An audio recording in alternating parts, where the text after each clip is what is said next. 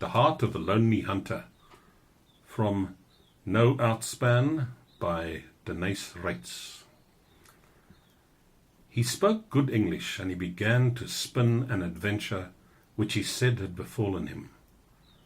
He told of how he had been chased by a lion, and how he had run for his life, the lion gaining on him, until, with a roar, it leapt on him at last. At this point, his powers of invention failed, and he stopped dead.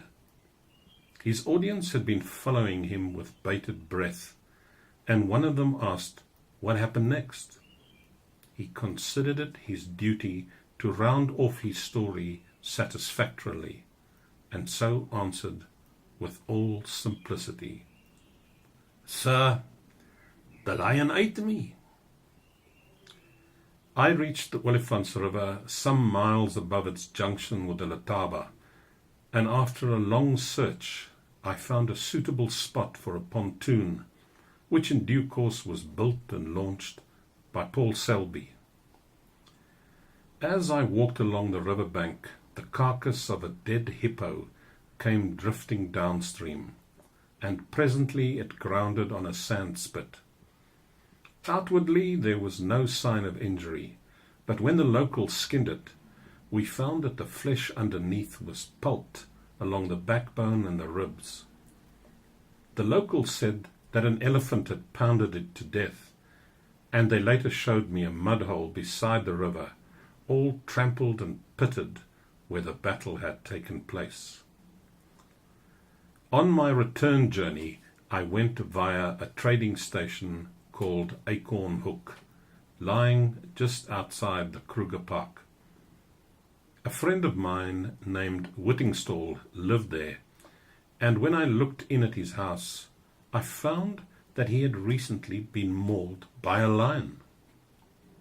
He was a skilled hunter, but he made the same mistake that so many others have made. He wounded the lion and went after him in thick bush. 90% of lion casualties are due to following a wounded animal into high grass or scrub. A lion, like any other game, runs away if wounded, or if very badly hit and unable to go far, he hides under cover. But if brought to bay, he will charge, and it is then that the accidents happen. Whittingstall, in his anxiety to finish off the lion, followed it with 2 of his trackers. He told me that the next thing he saw was a ball of yellow hurtling through the air towards him. He fired, but was thrown to the ground and seized by the shoulder. His trackers saved him. One of them pulled the lion by the tail as it stood over him, and the other drove his assegai into its heart.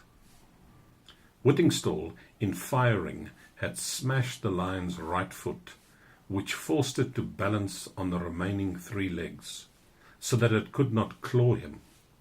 This probably also helped to save his life, for while a lion's bite is serious enough, his teeth are more or less aseptic. But to be clawed is certain death from blood poisoning, for the sheaths are clotted with decayed flesh. Whittingstall told me that his sensation was that of a powerful steel vice crushing his shoulder blade and arm, and that the pain was awful. He was taken to hospital, and he made a good recovery. When next I saw him, he said with a twinkle in his eye, for his newly wedded wife was sitting beside him, that the most serious after effect of his accident was that he had married the nursing sister who had looked after him.